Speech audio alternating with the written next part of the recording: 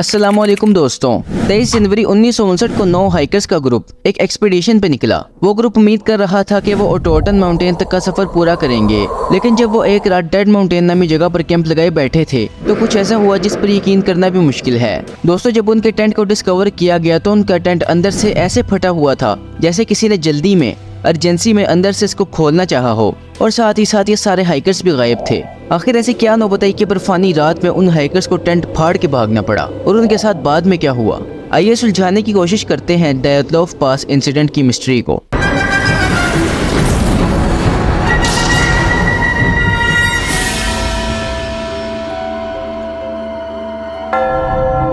पहले तो हम इस एक्सपेडिशन को समझने की कोशिश करते हैं। इस ग्रुप में 9 हाइकर्स थे, जिनमें 7 मर्द और 2 औरतें थीं, और इस ग्रुप को इगोर डायतलोव लीड कर रहे थे।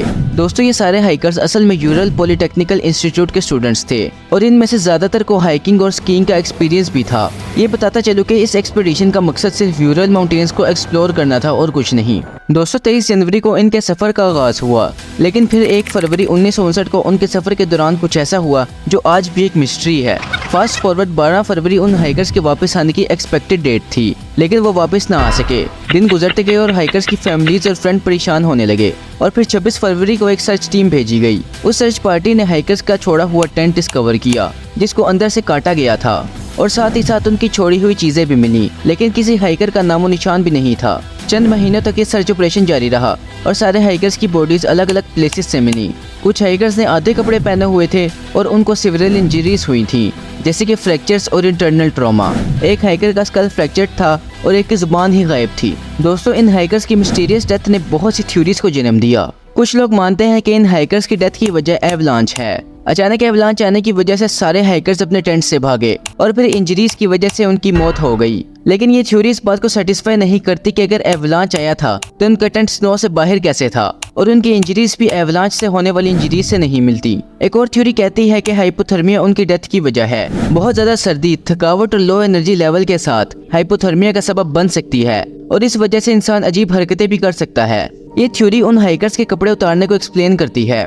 दोस्तों, एक फिनोमेना होता है जिसमें एक्सट्रीम कोल्ड एनवायरनमेंट में जब एक इंसान की बॉडी के अंदर अपना टेम्परेचर मेंटेन करने के लिए भी ज्यादा एनर्जी ना हो, तो उस इंसान की बॉडी अपनी सारी एनर्जी बॉडी को हीट अप करने में लगा देती है, और उस वक्त इंसान को अचानक से बहुत ज्यादा गर्मी महसूस होती है, और वो इसी वजह से एक्सट्रीम कोल्ड एनवायरनमेंट में भी अपने कपड़े उतार देता है, और फिर उसकी मौत हो जाती है। यहाँ मैं आपको एक एडवाइस देना चाहूँगा कि अगर आपके साथ कभी ऐसा हो, जो नहीं होना चाहिए, कि एक्सट्रीम ठंड में गर्मी महसूस करने लगे, तो कभी भी अपने कपड़े मत उतारें, क्योंकि आपकी बॉडी उस वक्त आपको हीट अप करने के लिए अपनी आखिरी एनर्जी इस्तेमाल कर रही होती है, और कपड़े उतारने का मतलब है इंस्टेंट मौत। बैक टू द टॉपिक, ये थ्योरी भी उन हाइकर्स की डेथ को एक्सप्लेन नहीं करती, क्योंकि उन हाइकर्स के क्लोथ्स पर रेडिएशंस पाई गई थी, और हाइपोथर्मिया से ऐसा कुछ होना पॉसिबल नहीं। कुछ छोटी थ्योरीज भी हैं, जैसे मिलिट्री इन्वॉल्वमेंट। इस थ्योरी के मुताबिक सोवियत मिलिट्री कोई सीक्रेट ऑपरेशन कर रही थी, और उनका सामना इन हाइकर्स से हो गया, और मिलिट्री ने अपने ऑपरेशन को सीक्रेट रखने के लिए उनको मार दिया।